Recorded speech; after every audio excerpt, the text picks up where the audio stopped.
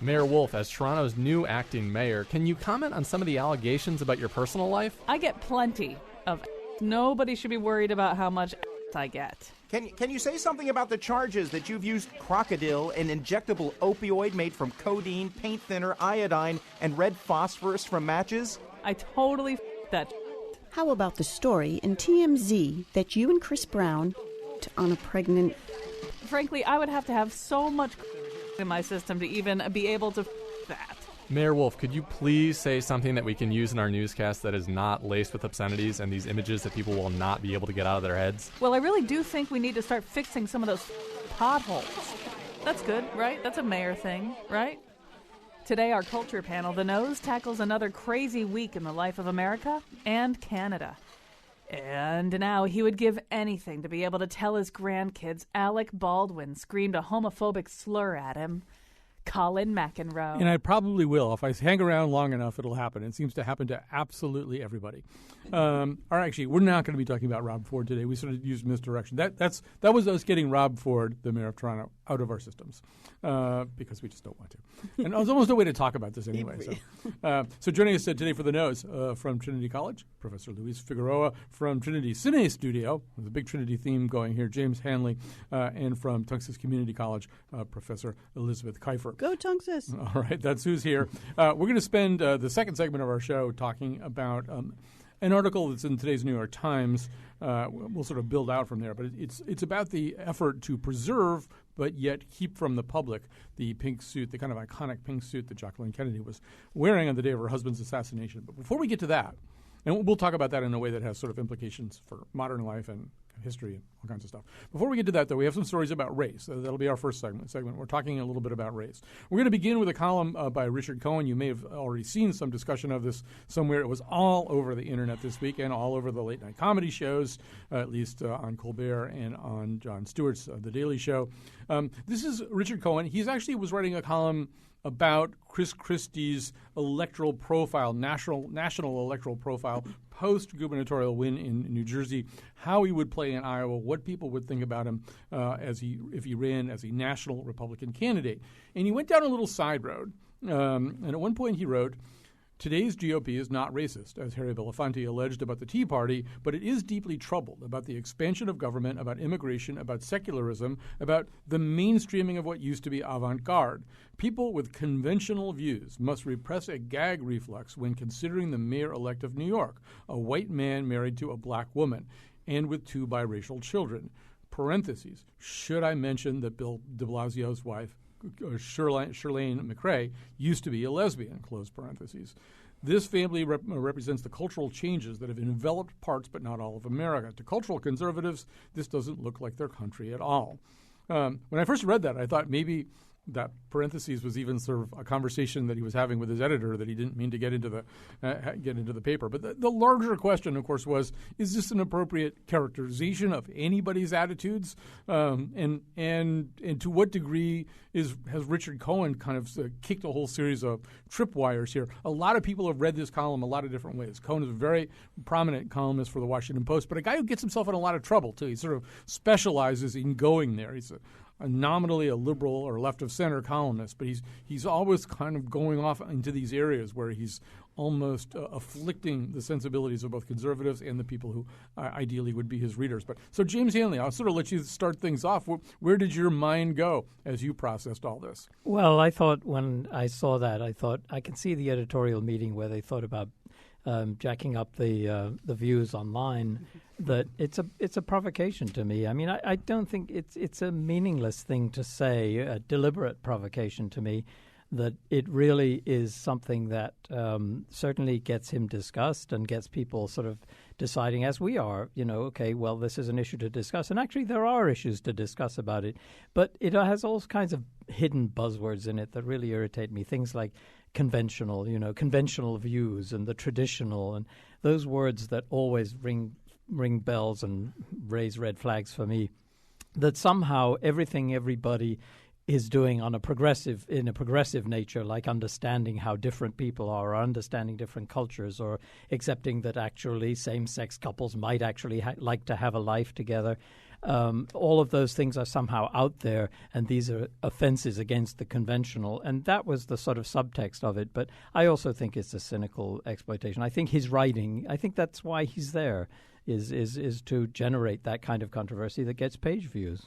By the way, if you want to comment on this, don't dally, because we tend to jump from thing to thing. And so if you've been thinking about Richard Cohen and his column all week, give us a call right now, 860-275-7266, 860-275-7266, or risk being left behind as we flit from topic to topic. But Elizabeth Carver, I mean, Richard Cohen has really been pilloried this week, and we considered playing the Stephen Colbert takedown of him, which goes on at quite some length and is just merciless. But in a lot of sectors, he's been pilloried for his choice of words, his choices of imagery, his assertions about the attitudes of people, not himself, but people unlike him, but his claim about what they believe and what makes them gag. I don't know, did he deserve the punishment he got?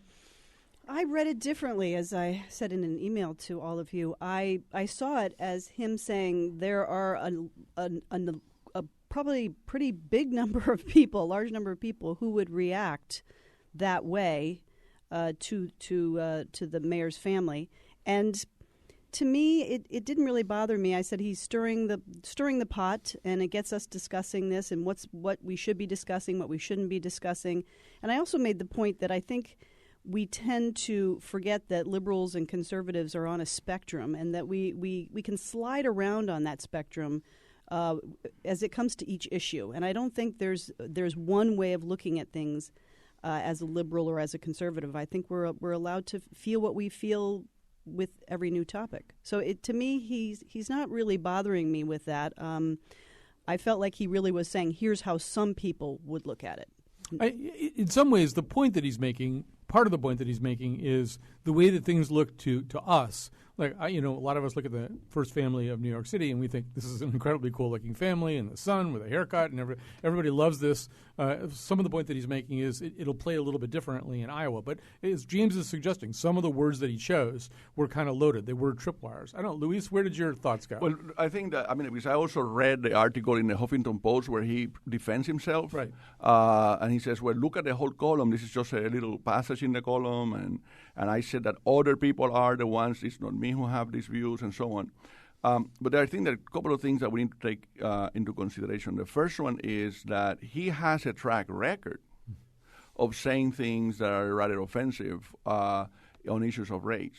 I'll just cite the one where he was sympathetic to the Zimmerman in the Trayvon Martin case, but other expressions that he has made. In fact, Colbert, in his segment, to me, one of the funniest parts of the segment, he says, well, that comment was only in parentheses, so it doesn't mean anything. So now I'm going to say something in parentheses. And it is, to me, that was the funniest part. But I think that so there's an issue of his Cohen's track record.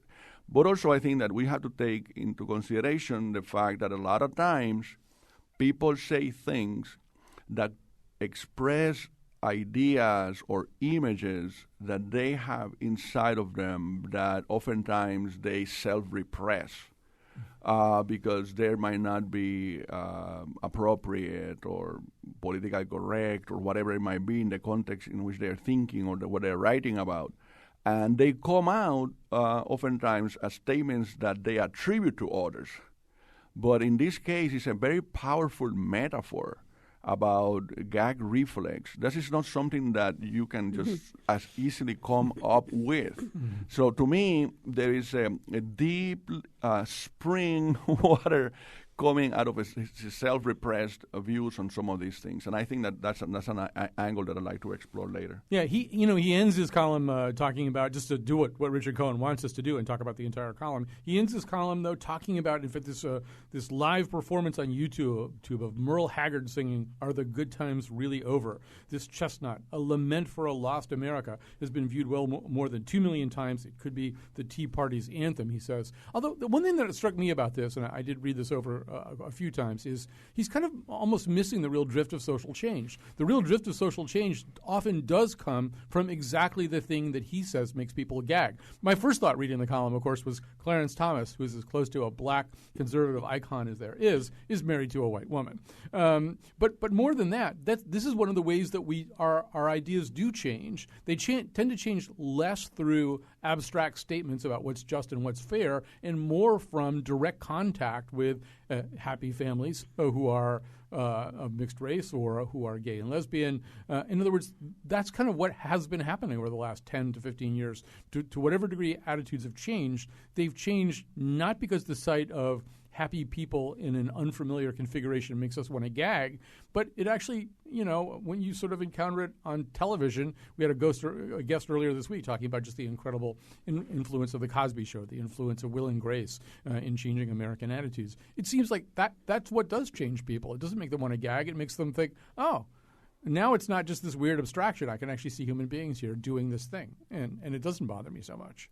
Yeah, I agree with that. I mean, I think that's actually what's really going on, that there is that kind of change taking place. But at the same time, there's kind of this, like, constantly, even in places where things have changed, like in Connecticut, there'll be a periodic announcement by some people who are uncomfortable with the changes that have taken place socially, and they raise they raise it as though, what about it's sort of like the good old days argument, when young people used to respect adults or something like that, that this is somehow it's a call to the past, that somehow we knew how to do things better, and those are signals to people. And in a political environment where people are running for things and they're actually, you want to know, what does this person believe and what would they do if they got into office? Those things do matter. I mean, change does happen, certainly, but I think that when signals are sent to people, I think that gag reflex thing, rightly, the gag reflex thing contains lots of undercurrents to it. It's very visceral. Yes, and there are all kinds of implications. But if I could interject something here quick, is that the comment that some people made in other places, Slate and some other places I read, was that the accusation against Cohen was that he was unfair to the Tea Party, to conservatives, because not all of them are necessarily racist, and they're citing polls where 87% of Americans support interracial relationships or whatever. But what is interesting on the other side of the fence is that there is increasingly scholarship coming out that deals with the ways in which some of Tea Party activists on that side of the Republican Party do talk about issues of race, and issues of race bother them, but that the way in which they come across are not necessarily talking about race directly, but about other things. And I would just mention quickly, there is a Harvard sociologist, very prominent Harvard sociologist, Cedar Keshpol. There is an interview with her that appeared a month ago in Salon, where she's talking about this research that she's doing.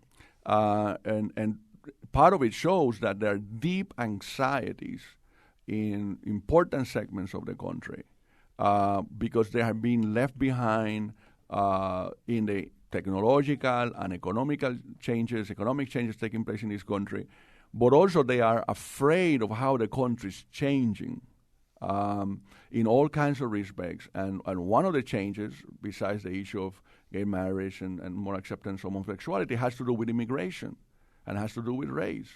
And I think that's where I think that there's something underneath Richard Cohen's comments that go beyond simply saying that this is just a passage in the article. And how many people are answering those polls that way because that's the politically correct way? And if you really could get them on a polygraph test, they might have a very, very much more complex. I mean, they're focused research where there's different context, not a survey, where a lot of these things actually do come out. Well, let's go to the story of somebody who does answer those polls in a very different way. He's 62 years old. His name is Craig Cobb.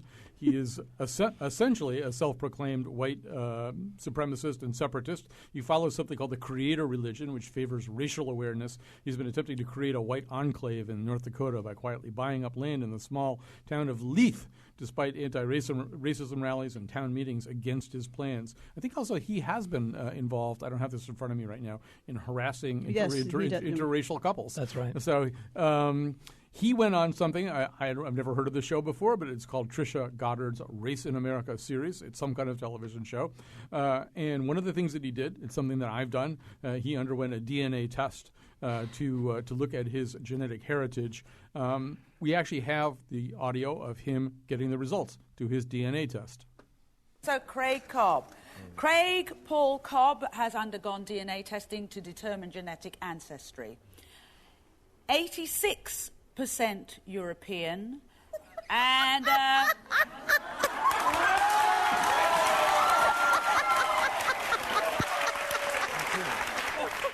Give it to him. Give it to him. 14% Sub-Saharan African. Wait a minute. Hey. Hold on. Just wait a minute. Hey.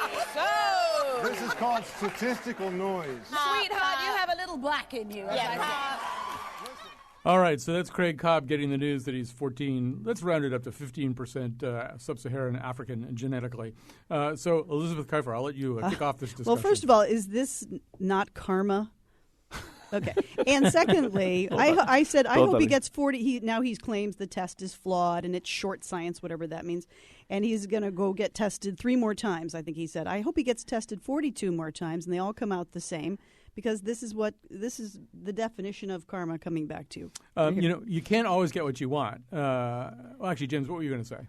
No, I was just going to say that this whole thing about, what identity is, I mean, this really puts into relief how absolutely absurd the whole nature of your genetic identity is. And it's actually, there's a movement now amongst a certain group of people to publish their genetic codes online and make them widely available around the world. I think it's just starting here, but it's very big in England already. Now, a way of exposing people, or just a way? No, just the people volunteer to have their genetic have a complete genome analysis and to publish it, because one of the things behind it is this idea that you find out lots of things you should know anyway about your background. We learn about each other, and we also begin to debunk this whole nature of what exactly is race, that actually the mixture of human beings is so complex that it's absurd, that it's more about people's behavior and their attitudes. And like this guy is saying, he's for white supremacy, which is a political view that he sees as a way of achieving hegemony for his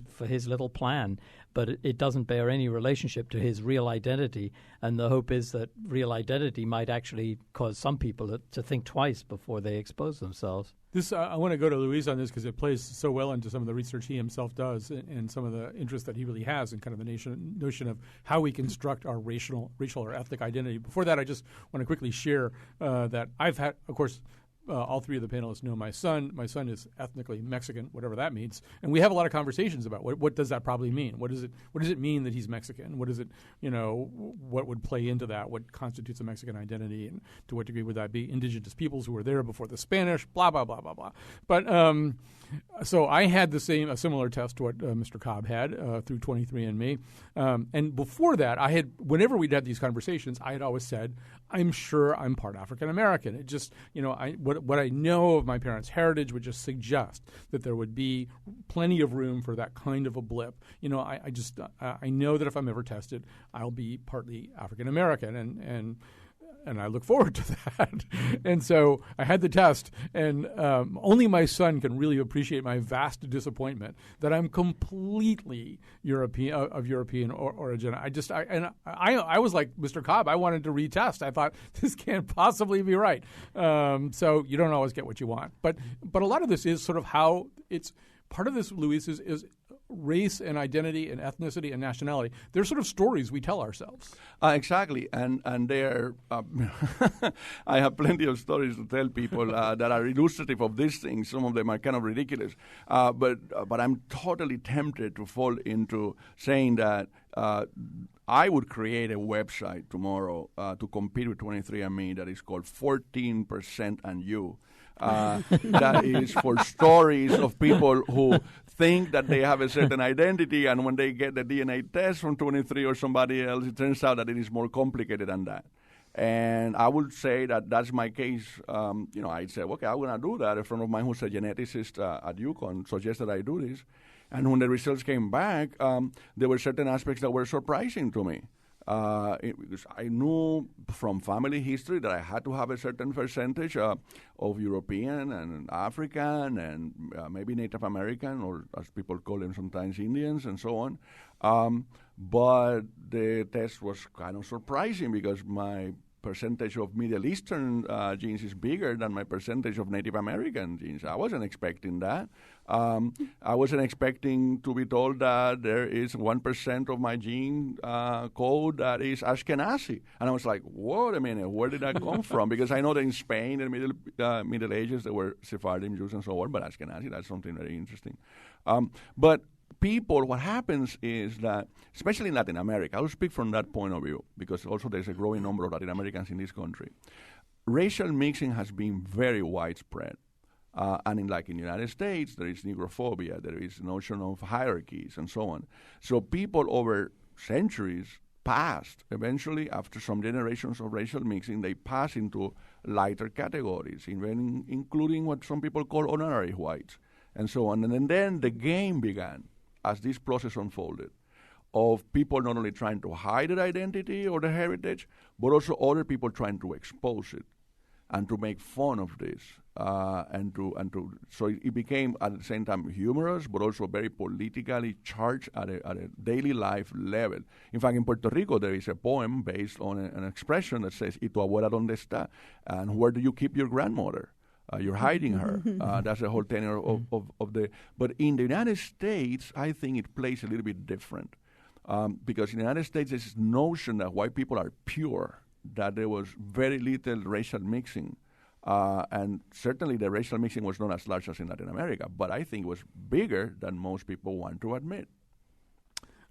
Great point. This won't tie it all together, but sort of back to that notion of racial identity being a social construct rather than some kind of biological reality or genetic reality. We have a third example from this week, and we'll use him to kind of round out this segment here. His name is Dave Wilson, and he is a conservative white Republican with anti-gay views, among other things. He was apparently fed up with what he called all the shenanigans at the Houston Community College system. For some reason or other, in Houston, they elect the Board of Trustees of their community college system as part of their municipal elections. What he did was essentially to run as an African American. Now, he didn't actually lie and say he was an African American, but his campaign website was, and his flyers were decorated with all kinds of pictures of African American people. His website even has a radio ad narrated by two African American women, and he was endorsed by Ron Wilson. Now, that turns out to be his white cousin, not the black former state representative that everybody assumed would be endorsing this Dave Wilson candidate. There was never any picture of Dave Wilson, the real Dave Wilson, on any of his campaign materials, not on his website or anything like that. So it wasn't as though he absolutely lied and came right out and said that he was black. But anyway, he won by an incredibly narrow margin, 26 votes, and people are stewing about it in various ways. But James, this kind of does come back to this whole notion. People make all kinds of assumptions. People thought they could read Dave Wilson. I mean, if in fact that's how he got elected. I don't think there's been enough detailed analysis of the Houston Community College Board of Trustees elections for us to really know exactly. I can just imagine. Elizabeth's going to write a paper about that. Right. I think those things are really that's one of the things that, when you get out to that level of electing the Board of Trustees, I mean, how many people really go to any great length really and actually find out whether that website really meant anything or whether it was significant? And I think that when you get in the when you get in the voting booth, when you get down ballot to things like that, a lot of people either ignore it or they just check things off in a line or in a pattern or something like that. They're not really aware. I mean, there are lots of examples of strange things that got passed or strange sort of misconceptions about somebody, people who got elected because they didn't know who they were and they never had to explain themselves, or even, things like uncontested elections. But I think that in this case, it's an illustration of how complicated it is, really, in a time when people look for information from things like the internet, for example. They think that everything they find out, they might go to the website, they think that that's real or they think that that's correct. And then there's further along the line, they find out that it's not true. And you've got all sorts of ramifications that come from that people speculate about that don't really mean a lot. And I'm not sure that in this case it's a really significant thing, except that in Texas there are all sorts of other underlying issues that about race, certainly, that are being intuited from it, too. And what about the glee that the man had describing to the reporter everything that he did, including the white cousin thing, and how he had no shame, no sense of anxiety about it. He seemed very almost giggly about it. It's sort of like it's kind of like showing you how you can disrespect the political system and show how useless it is. And so it has that sort of other agenda to it. Let me grab a call from Valentina, then I want to hear what Luis has to say about Dave Wilson as well. Hi, Valentina in Hartford. You're on the air. Hello. I was just calling to comment. One of your speakers, I believe it was Luis, mentioned the fact that race is just so sociological and all in our heads, and an institution that is all in our heads that we've created. And just to second that, and mention also that there's a book called Benign Bigotry, written by, I think, Kristen J. Anson, or Karen J. Anderson, something like that. But it discusses the psychological, sociological, and cultural aspects of race, the reactions that we have biologically and neurologically to things that we're not aware of, and that on some level we can't control. Why we prefer to look at people that look like us, things like that. And so it just, I don't know, it's always interesting to me that this thing that we made up, basically, is something that has taken such hold in our society, and that's something that seems to be permanent and that we can't get rid of. Thanks for your call, Valentina. Luis, I'll let you have the last word for this whole segment, actually.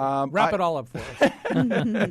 Better be good. First of all, very quickly, I could go off on this, but I'm not going to, is that this reminded me of minstrel shows in many kinds of ways. But I just wanted to point out for the audience, and now in response more to what the caller said, there is a very prominent sociologist at Duke University, Puerto Rican scholar that I know very well.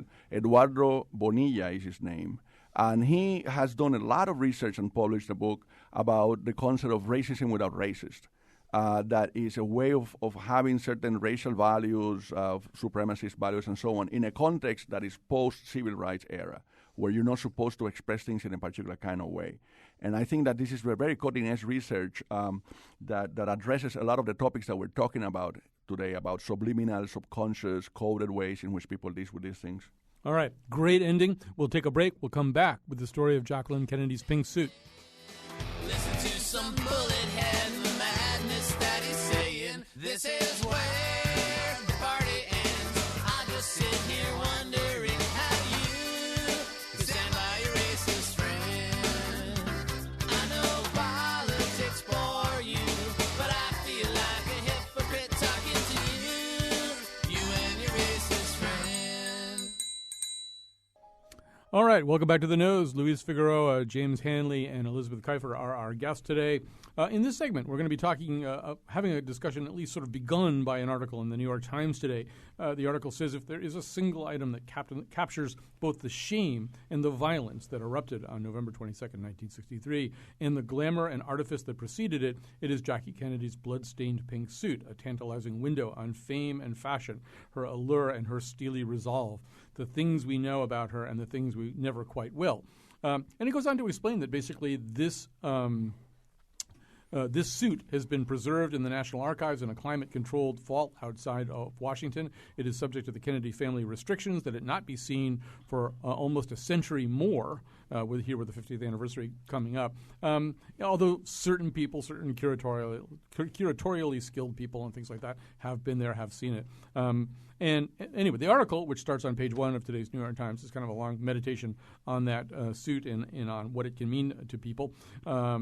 There's a quote from it that leapt out at me that we'll get to a little bit later. But James, I'll let you sort of kick things off here. I mean, we're in the midst of this incredibly sort of Proustian trip back to November 26, 1963, with all kinds of things being used as our Madelines, and one of them, I guess, is the pink suit. But I'll just sort of let you give us your reaction. Well, I think about the pink suit and about a lot of the other things that are kept secret. That it's just, I was reflecting on that this morning and thinking, there are a lot of people who make a lot of this by keeping it secret and by keeping it somehow, like forbidden, and that it's something that should be revered in secret and kept in the archives and never seen.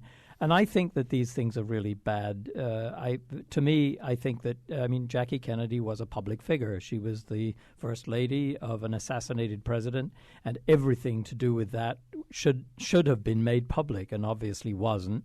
And I think that the symbolic nature of keeping that dress secret and keeping it under lock and key, and also the idea that the family can prevent it from being seen for 100 years, a lot of that troubles me. I think I'm very much for actually having these things visible, that people see them, they know what happened. I think there's something very visceral about the nature of a bloodstained dress that was involved in an assassination.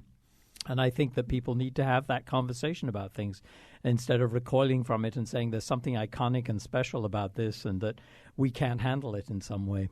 One of the quotes in the article was by a curator from a different institution. It says, for that reason, combined with the fixation on President Kennedy's assassination and a changed media culture, most experts believe that displaying her suit would be problematic. Quote, it would produce hysteria if it were placed on view, said one of the people. Well, Luis and I were talking before the show about, we disagreed with that.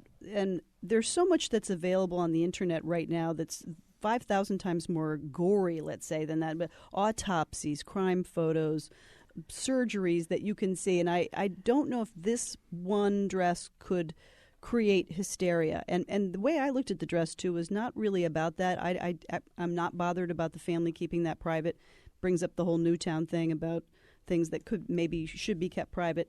For me, it was more of a symbol of her bravery, that she draped herself over somebody knowing she could get the next bullet in the head.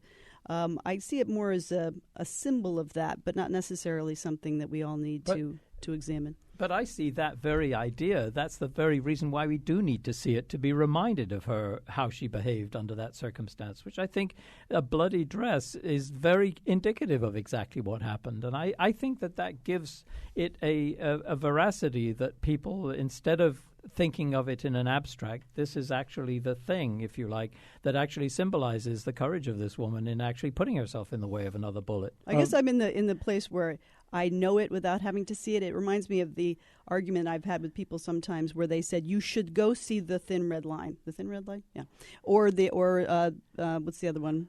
The big one with Tom Hanks in it. The really gory war movies, because then you'll understand Saving Private Ryan. And I said, I don't need. I've already read enough and examined enough to not have to see that. Before Luis chimes in, let me just mention, if you want to be part of this conversation, and once again, these are time-limited conversations, give us a call, 860-275-7266. 860-275-7266. Yeah, go ahead. Well, first of all, the person who said this statement is, quote, is identified in the New York Times article as curator of costume and textiles at the Museum of the City of New York. That a museum curator would support keeping things not in access for research, it's completely shocked me. Now, on the other hand, what I thought this morning reading this is that there are all these pictures and film footage of the Kennedy assassination. A lot of it which has been available for people to see and was fundamental part of Oliver Stone's very controversial 1991 movie JFK.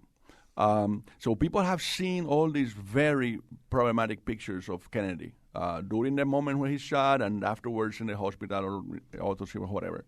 So what is it about this particular dress? And to me, here, two things. The first one is that Jackie Kennedy is seen as a victim, the most important victim of that assassination other than the president himself, who lost her husband, the father of her children, and who had a certain reclusive personality for many years for the rest of her life.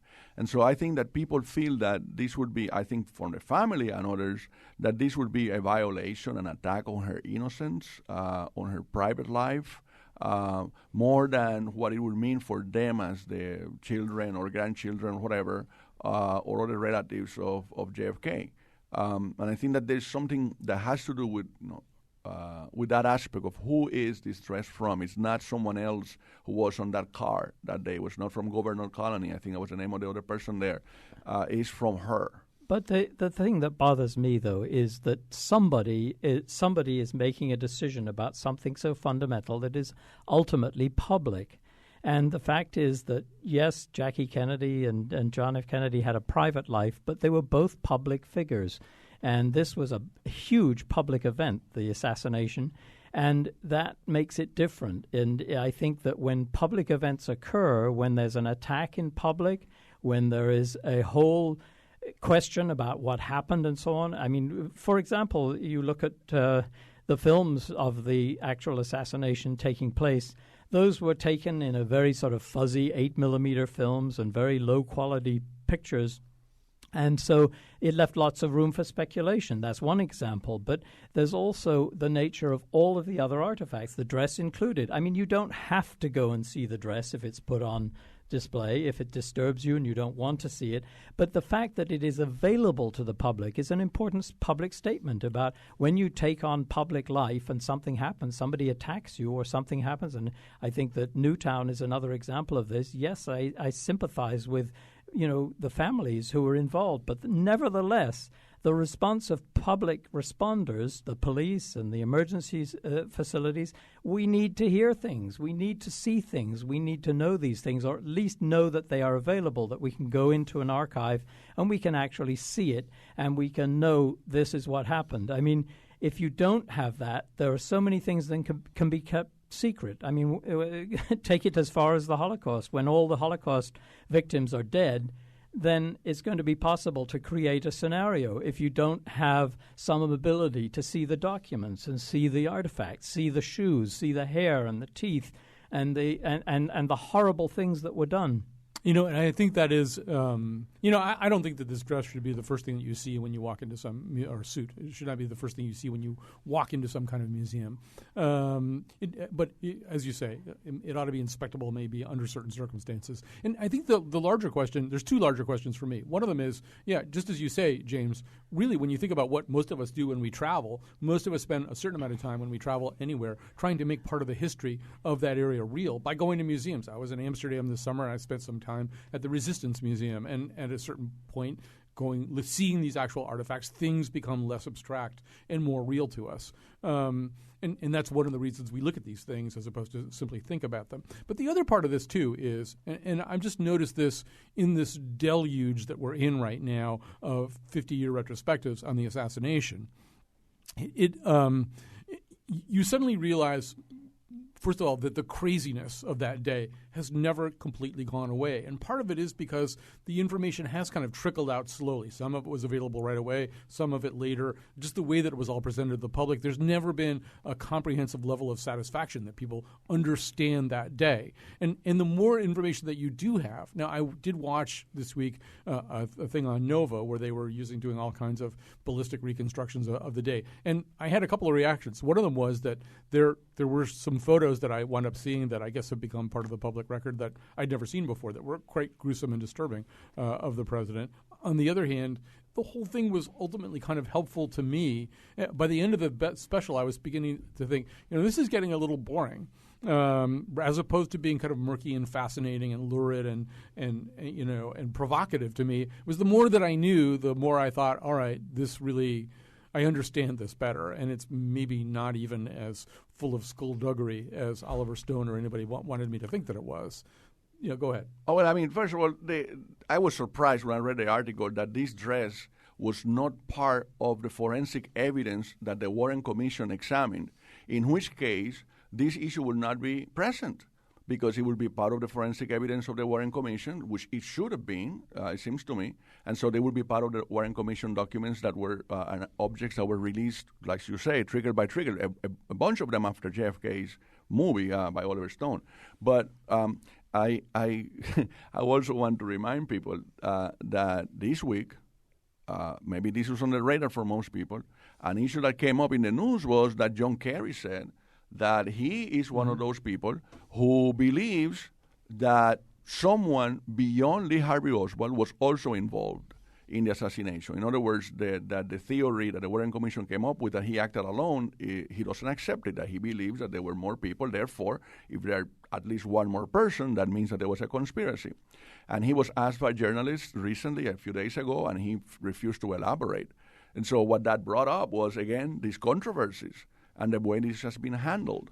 As a historian, as you can imagine, I would prefer that all these things and other kinds of documents are available. I suffer from this doing my research because there is a family in Puerto Rico that has an enormous amount of documentation on the 19th century that I wanted to use, and they don't let me use it, in part because they learned that I had uncovered a family secret that had to do with race.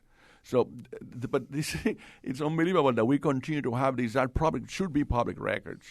Well, that also goes to the heart of the nature of what are public records. And, for example, in the Kennedy assassination, the autopsy, the original autopsy report was burned by the doctor who conducted it because he thought that it might fall into the wrong hands or whatever, that this was the blood-stained original document that might actually have been a central piece of evidence. But he made that decision to do that, and he made that decision because there wasn't an expectation about the behavior regarding public records, that they would be public records, and you can't do that. And that is what we deal with now with things that, for instance, okay, well, somebody somewhere decides, oh, this is too traumatic for us to hear, or it's going to upset the family, and then it gets put away, and who knows what happens to it. And so we then have to deal with all of the speculation that is attendant on that as to what it actually meant. And that can go on for years, as it has done with the Kennedy assassination. All right, we're going to have to take a pause here. I want to make sure we have time for endorsements. We're going to take a quick break. We'll be back after this.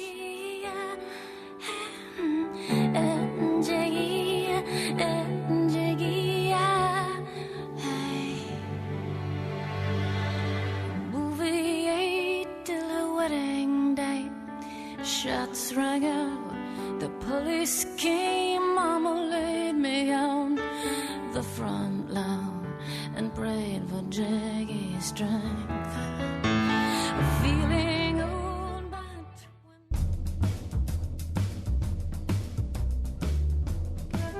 Today's show was produced by Betsy Kaplan and me, with help from our intern, Corey Breen. The part of Bill Curry was played by Bruce Dern. On Monday, a show about the best stories of the weekend. For more stories, links, and photos of the staff of the Faith Middleton Show partying hard with Rob Ford, check our website, WNPR.org.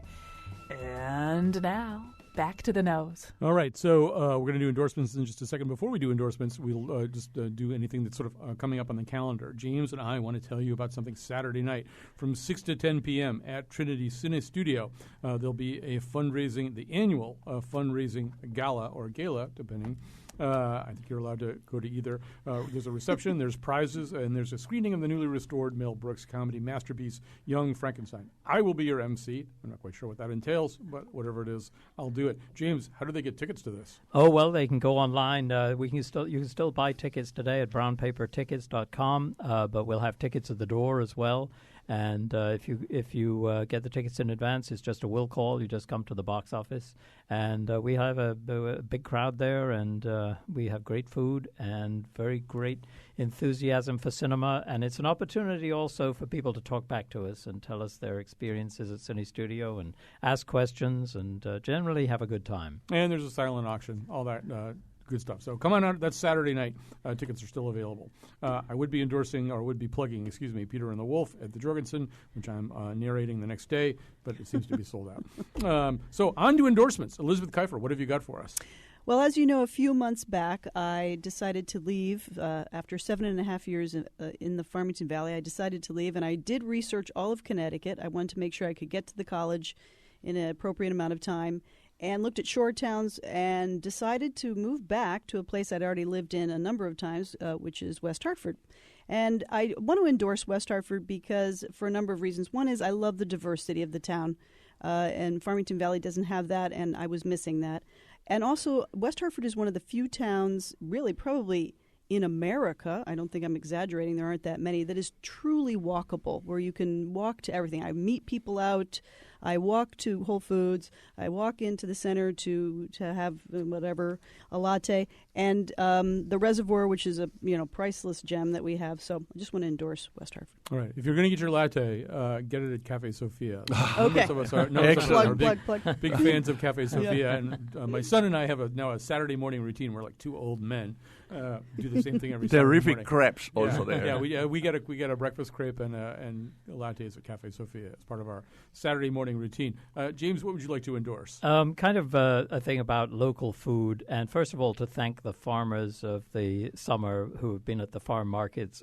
It has made such a wonderful difference to Connecticut, the fact that you can get fresh food direct from the farm, talk to the farmers, and they've worked so hard this summer. And the Coventry Market and the Storrs Farm Market are the two that we go to that are really incredible. And amazingly, they're going to be running in the winter as well. I think there's a pop-up market for the Coventry Market on Tuesday, the 26th as well. But also I wanted to link that to a sort of local food movement, and also the fact I live near Willimantic, and Willimantic Main Street, which is a sort of classic old main street of Connecticut that has been down at heel for a long time, is really coming alive with places like Cafe Mantic and Jamaican Me Crazy and lots of interesting places to go, and it's wonderful. I would say also, as the winter goes along here, we'll try to give you more information a little about winter farmers markets. But yes, Coventry will come back. It goes indoors into the high school, and there's a pop-up coming up at Goodwin College on that Tuesday. I don't know the details of that yet, but we'll try to get you information about that. And you New Haven listeners know that there are farmers markets down there, including the one on Worcester Square, which, as far as I know, just sort of keeps rolling through the winter. So when things stop, there's also one on Saturday mornings through December, I think, in West Hartford Center. But in New Haven, when things dry up around here, my son and I do go down to New Haven and have another boring old man ritual down there. Luis, what have you got? I want to endorse very strongly a book that was published this fall. The author's name is Dory Katz. The book is titled Looking for Strangers, The True Story of My Hidden Wartime Childhood. This is a memoir of a Jewish Holocaust survivor from Belgium who, for many years in her life, for a long time in her life, she thought that she had lost all the memories of her childhood during World War II and immediately after World War II. Her father perished in the Holocaust in Auschwitz, and her mother in 1943 gave her, when she was like 3 or so, gave her to a Catholic family in Belgium to be hidden from the Nazis. And after the war, she was given to an orphanage, and eventually she ended up in America. But she tried for years to try to connect with those memories. The book also deals with her troubled relationship with her mother and her eventual trip back to Belgium to reconnect with the people back from that time. I strongly recommend it. It's very beautifully written. It's very worth taking a look at it. My endorsements are, first of all, something that you can see on television. I think you have to have HBO to do it. It's called Muhammad Ali's Greatest Fight. It's a 2013, this year, film directed by the Stephen Frears, who's a terrific director. It's a recreation of the Supreme Court battle over Muhammad Ali's draft status.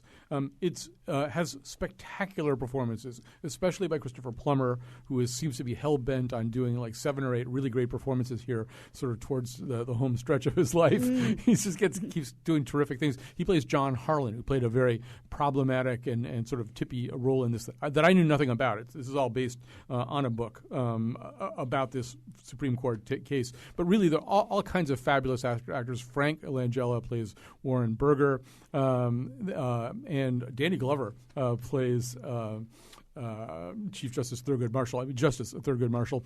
There's Peter Garrity, you may know from The Wire, plays William Brennan. Harris Yulin plays William O. Douglas. These are just fabulous performances and a great kind of recreation of a Supreme Court battle. By Ed Begley is Harry Blackman. So anyway, well, it's a terrific movie. It's really interesting, and it's interspersed. Nobody plays Muhammad Ali. Instead, it's interspersed with actual clips of Muhammad Ali talking on various talk shows and giving speeches about the situation he's in, and also a reminder of what a riveting presence he was.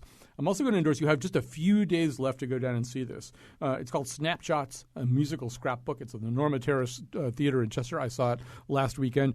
It's a compilation of the music of Stephen Schwartz. You know Stephen Schwartz from the shows Wicked, Pippin, Godspell, and possibly The Baker's Wife, although that one is fairly obscure. But there are more songs than this. They're stitched together in a review that has a little bit of a plot, a really fabulous 6-member cast who are kind of diving in and out of different roles. All of them play the same roles and different roles. They're exchanging parts all the time. The use of the music is really innovative too, and the way that they kind of stitch a whole series of unrelated songs together to make kind of a story, I found very affecting. So you've got until Sunday to see that. It's right at the end of its run. It's at the Norma Terrace Theater in Chester. You can also, of course, get a pretty good meal in Chester at some of those restaurants right beforehand.